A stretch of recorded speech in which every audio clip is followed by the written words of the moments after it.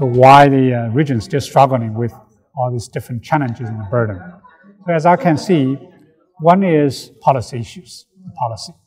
So the policy has not well designed, let's say, to really use the new technologies to increase the yield, but at the same time to enhance nutrition, and at the same time to save water, save energy. So for example, certain technologies, certain newer varieties, whether it's rice varieties, corn varieties, wheat varieties, can enhance nutrition through biofortification and micronutrients into these crops. And in the meantime, save the water, save the energy through drip irrigation, solar panel irrigation, and so on. And equally important, it is policy.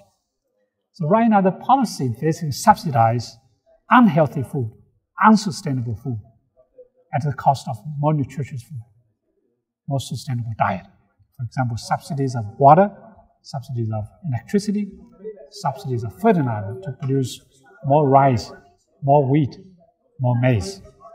These subsidies have encouraged farmers to overuse water, to overuse fertilizers, and overuse electricities, and probably also emit more carbon emissions. So my proposal is we should really reshape technologies, policies, to cut down unhealthy food and to produce and support more nutritious, healthy foods, vegetables, fruits, dairy production, and through biofortification, add micronutrients into rice, wheat, and maize.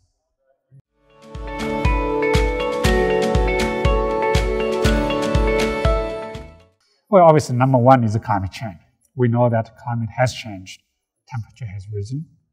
We have seen more heat waves, more floods, more droughts. And in the future, we will see more of this, more frequent, more extreme weather events. So that's number one threat. So number two is urbanization. Well, this is an opportunity, but it could also be a threat to our food nutrition security. The people are moving to the cities, they need better and more food. And they will use more water, more land when they move to cities.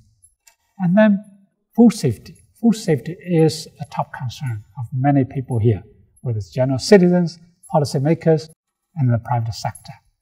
When the food is not safe and somebody consumes, you lose all the nutrients, and that person will be sick, affect that person's health. So this is another concern.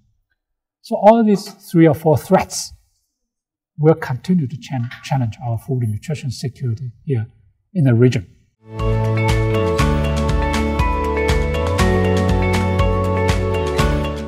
I think the policies, technologies, communication will be so critical to make sure that we increase the awareness of all these threats and to change policies. Change policies is to produce more nutrients with less, and to innovate new technologies, best practices that can really reshape our global food system or our regional food system to make sure that the whole food system will produce more nutritious, healthy food and to reduce carbon emission, reduce water footprints, and probably also provide job opportunities for youth in the region.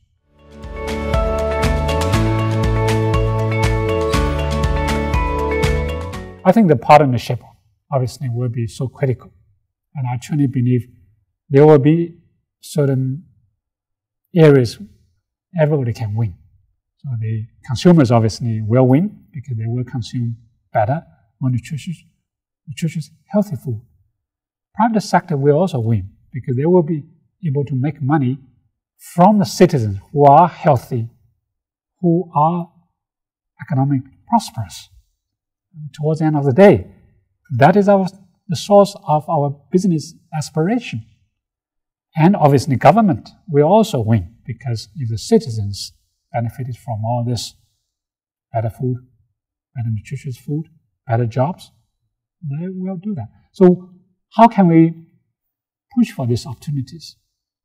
I think the platform, the dialogue like this is very critical. You bring the private sector, you bring the citizens, NGOs, research organizations together to find the opportunities. to share the data, it's to share the opportunities, and hopefully we can pursue some joint ventures, like joint conference workshops, joint project programs, and even joint research to bring the data, bring the knowledge information to everybody. Everybody can be on the same page.